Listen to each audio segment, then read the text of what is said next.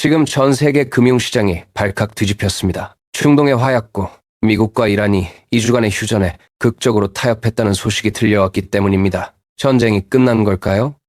이제 안심해도 되는 걸까요? 죄송하지만 전문가들은 지금이 폭풍전야라고 입을 모읍니다. 왜 하필 2주일까요?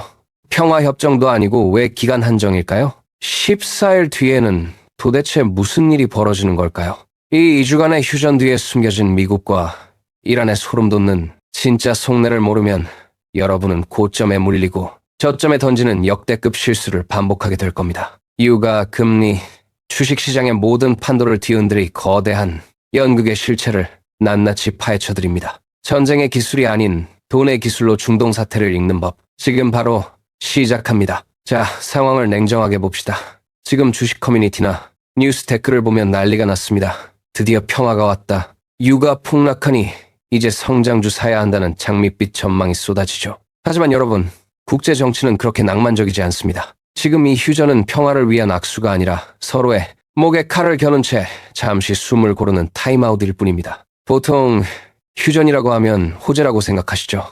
틀렸습니다. 경제학적으로 볼 때 지금의 휴전은 불확실성의 증폭입니다. 언제 터질지 모르는 시한폭탄의 타이머를 잠시 멈춘 것뿐이니까요. 실제로 휴전 발표 직후 유가가 소폭 하락하자마자 대기하던 매수세가 몰렸습니다. 하지만 이게 진짜 바닥일까요? 미국은 왜 갑자기 고개를 숙이는 척하며 이란과 손을 잡았을까요? 그리고 이란은 왜 그 기세등등하던 보복의 칼날을 잠시 거둔 걸까요? 이 질문에 답을 못하면 여러분은 세력들이 던지는 미끼에 걸려든 겁니다. 먼저 현재 벌어지고 있는 현상을 짚어봅시다. 미국과 이란이 합의한 2주라는 시간. 이 숫자에 모든 비밀이 숨겨져 있습니다. 표면적으로는 민간인 보호와 인도적 지원을 명분으로 내세웠죠. 하지만 전 세계 원유 수송량의 20%가 통과하는 호르무즈 해협의 긴장감은 여전합니다.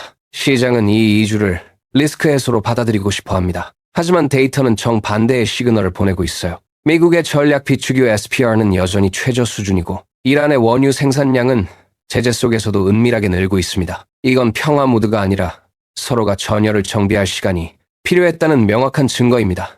1단계 현상은 단순합니다. 총성만 멈췄을 뿐 돈의 전쟁은 더 치열해졌다는 것이죠.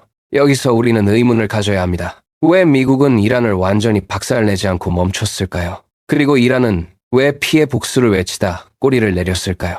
여기서 등장하는 첫 번째 경제학 이론. 바로 트럼프 정부의 정치적 비용 편익 분석입니다. 지금 미국은 대선 가도에 비상이 걸렸습니다. 미국 유권자들이 가장 민감하게 반응하는 게 바로 기름값이죠.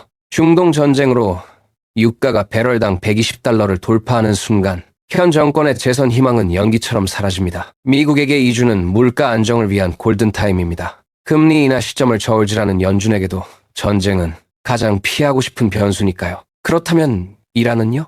이란에게 2주는 기회비용의 계산입니다. 전면전으로 가기엔 내부 경제가 하이퍼 인플레이션으로 이미 반쯤 무너진 상태거든요. 싸울 힘을 비축할 시간이 절실한 겁니다. 이제 시야를 더 넓혀봅시다. 이건 두 나라만의 문제가 아닙니다. 여기서 두 번째 이론, 게임 이론의 죄수의 딜레마가 작동합니다. 미국과 이란은 서로를 믿지 못합니다. 하지만 둘 다 공멸하는 것은 원치 않죠. 그래서 찾아낸 타협점이 바로 2주입니다. 이 기간 동안 전 세계 물류 네트워크는 숨통이 트이는 척합니다. 하지만 선박보험료는 떨어지지 않고 있습니다. 왜일까요?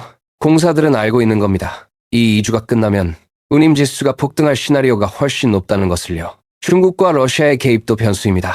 이들은 미국이 중동에 발이 묶이기를 간절히 원합니다. 미국이 이란과 휴전하는 2주 동안 러시아는 우크라이나에서, 중국은 대만 해협에서 자신들의 이익을 챙길 시간을 벌게 되죠. 결국 중동의 휴전은 전 세계 지정학적 리스크라는 거대한 체스판의 한 수에 불과합니다. 여러분의 주식 계좌에 담긴 반도체, 2차 전지 종목들이 왜 중동 뉴스에 춤을 추는지 이제 연결고리가 보이시나요? 자, 여기서 소름 돋는 반전 하나 들어갑니다. 이 전쟁 뒤에서 조용히 웃고 있는 빌런들이 있습니다. 전쟁이 나면 유가가 오르고 그러면 누가 이득을 보죠? 아이러니하게도 전기차 기업과 신재생 에너지 기업들입니다. 기름값이 비싸질수록 화석연료의 종말은 빨라지니까요. 하지만 이번 2주 휴전으로 유가가 일시적으로 눌리면서 내연기관차 시대의 수명이 억지로 연장되고 있습니다. 이건 사우디아라비아와 이란 같은 산유국들의 공통된 속내입니다. 에너지 전환이라는 거대한 흐름을 늦추기 위해 그들은 적당한 긴장과 적당한 휴전을 반복하며 유가를 자신들이 원하는 박스권에 가두려 합니다. 우리가 평화를 논할 때 그들은 에너지 패권의 유통기한을 계산하고 있었습니다. 휴전 발표 직후 테슬라 등 전기차 주가가 주춤했던 진짜이에요. 뉴스 어디서도 알려주지 않은 진실입니다. 결론에 도달했습니다. 이 2주간의 휴전은 평화의 시작이 아니라 장전의 시간입니다. 경제학에서 말하는 기저효과와 펜트업 리스크를 떠올려 보세요. 억눌린 긴장감은 폭발할 때 더 무서운 법입니다. 미국은 이 2주 동안 이스라엘을 설득하고 전략 물자를 배치할 겁니다. 이라는 대리 세력 후티, 헤즈볼라를 통해 더 정교한 게릴라전을 준비할 것이고요. 2주 뒤 휴전 연장에 실패하거나 작은 도발 하나라도 터지면 시장은 충격요법에 직면할 겁니다. 그때 유가는 지금보다 20% 이상 폭등할 준비가 되어 있습니다. 지금의 평온함은 시장 참여자들을 안심시켜 매물을 받아내기 위한 거대한 세력들의 연출일 가능성이 매우 높습니다. 자, 이제 가장 중요한 질문입니다. 그래서 우리는 지금 무엇을 해야 할까요? 2주 뒤를 대비하는 실전 가이드와 판단 기준을 제시해드립니다. 비유하자면 지금은 태풍의 눈 속에 들어와 있는 겁니다. 하늘이 맑다고 우산을 버리고 소풍을 갈 때가 아닙니다. 첫째, 포모를 철저히 경계하십시오.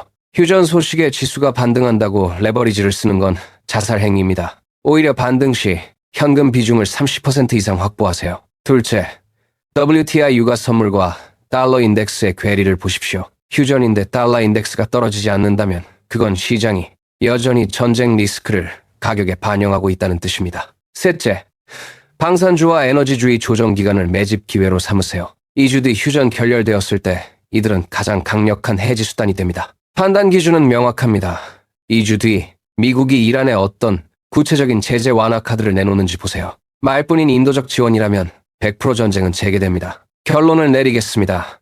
미국과 이란의 2주간 휴전은 여러분의 돈을 뺏기 위해 설계된 정교한 함정일 수 있습니다. 미국은 대선이라는 이기적 목적을 위해 시간을 벌었고 이란은 무너진 경제를 추스르기 위해 잠시 칼을 숨겼습니다. 이 이해관계가 일치하는 14일이 지나면 진짜 지옥문이 열립니다. 숫자는 거짓말을 하지 않지만 뉴스는 거짓말을 합니다. 여러분이 오늘 이 영상을 끝까지 보셨다면 적어도 2주 뒤에 벌어질 대참사에서 살아남을 티켓을 거머쥐신 겁니다. 핵심 요약입니다.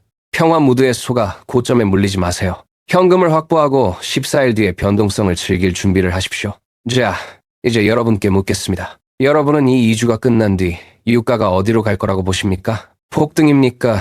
아니면 이대로 하락입니까? 여러분의 날카로운 인사이트를 댓글로 남겨주세요. 댓글 하나하나가 다른 투자자들에게 큰 힘이 됩니다. 오늘 내용이 도움되셨다면 구독과 좋아요, 알림 설정 부탁드립니다. 여러분의 성공적인 투자를 진심으로 응원합니다. 지금까지 시바군 경제학이었습니다. 시청해주셔서 감사합니다.